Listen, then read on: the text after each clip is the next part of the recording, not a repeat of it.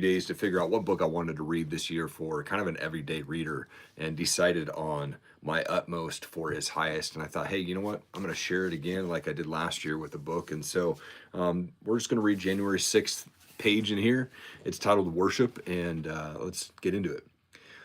So it says, he moved from there to the mountain east of Bethel, and he pitched his tent with Bethel on the west and Ai on the east. There he built an altar to the Lord and called on the name of the Lord. That's Genesis 12:8. Worship is giving God the best that he has given you. Be careful what you do with the best you have. Whenever you get a blessing from God, give it back to him as a love gift. Take time to meditate before God and offer the blessing back to him in a deliberate act of worship. If you hoard it for yourself, it will turn into spiritual dry rot, as the manna did when it was hoarded. Exodus 16:20. God will never allow you to keep a spiritual blessing completely for yourself. It must be given back to him so that he can make it a blessing to others. Bethel is the symbol of fellowship with God. Ai is the symbol of the world. Abram pitched his tent between the two. The lasting value of our public service for God is measured by the depth of the intimacy of our private times of fellowship and oneness with him.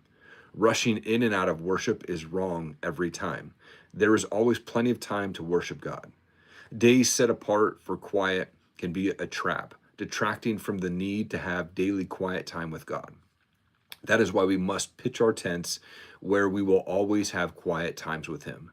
However noisy our times with the world may be, there are not three levels of spiritual life: worship, waiting, and work. Yet some of us seem to jump like spiritual frogs from worship to waiting and from waiting to work. God's idea is that the three should go together as one. They were always together in the life of our Lord and in perfect harmony.